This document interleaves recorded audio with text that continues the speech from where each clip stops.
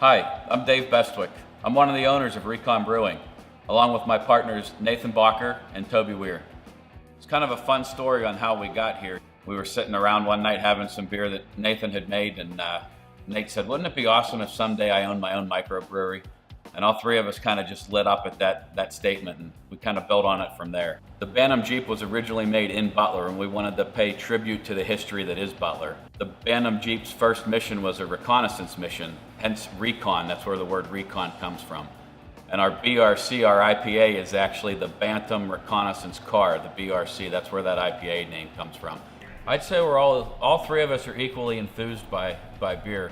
That's one of the great parts about owning a microbrewery. You get to do a lot of quality control checks to make sure the beer is of drinkable quality. So when we bought the building, it was in relatively good shape.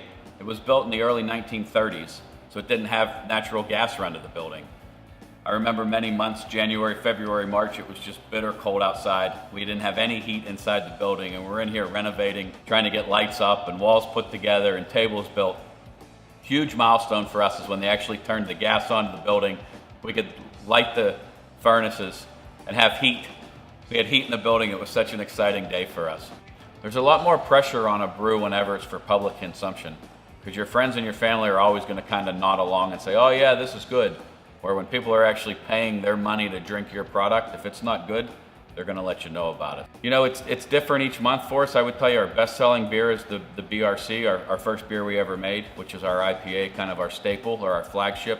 But this pumpkin beer we've had on for the season has been doing very well. It seems to be very popular with our patrons. So the way our system is set up now, it's a 7-barrel system, meaning each time we brew, we get 15 half barrels of beer.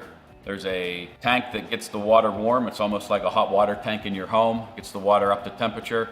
We pump it through a transfer pump into the next step where we add the crushed grain, the different milled grain that we use to make the beer. It kind of hangs out in there for an hour to two at a certain temperature, and then we pump it over into our boil kettle where you get the liquid up to a boil, and that's where you start to add the hops.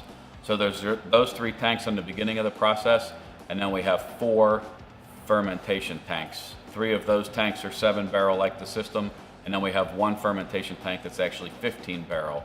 So if we wanted to double batch, we can actually do a double batch into that fermentation tank, which we have done the one time. Our pumpkin beer we made a double batch of, and we put it into that 15-barrel fermentation tank. You know, when we first started out, there was a lot of debate back and forth between the 3 of us on whether or not we were even going to offer food on the premises. We talked a lot about just chips and pretzels. We talked a lot about just food trucks throughout the week, which we currently do a couple times a month. We do bring food trucks in and shut our kitchen down. But at the end of the day, after we talked to a bunch of the different breweries around the country, literally, they all kind of steered us in the direction of some type of food on site in your own kitchen.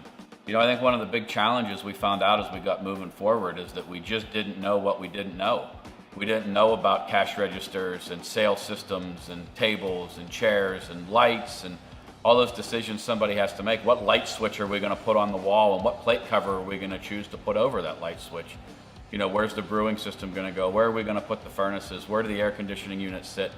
We just didn't know what we didn't know. You know, when we got started, I thought we would literally just have a tablet and a cash box behind the bar that we would just keep track of our sales at the end of the day and kind of make change for folks in and out of it. No idea the amount of work that goes into a point of sale system, with the terminals out front and the cash register and the PC in the back office that is running everything, where we make all of our changes and add all of our buttons. When I first sat down with Future POS, it was actually kind of overwhelming to see all the options and all the different things and all the reports and all the numbers that you had to keep track of for tax purposes, and how much is selling, how much is not selling, what your margins are, what your total cost. It was a lot to take in. So we were very thankful that the Future offered a system that kind of made that simple for us. Probably one of the greatest things I'd say about Future POS is their customer service. You can call them literally any minute of any day, and someone picks up the phone. They're right there, they help you. They're close enough that if you have a serious problem, they'll actually just come to your location, sit down beside you, show you how to do it. You know, one of my favorite things about the software is at the end of each month, I can run a performance report, and I can see what items are selling the best, what beers are selling the best, and what items aren't selling the best, and what beers aren't selling well. So we can kind of adjust the kitchen menu as we need to, kind of adjust the beer flow as we need to.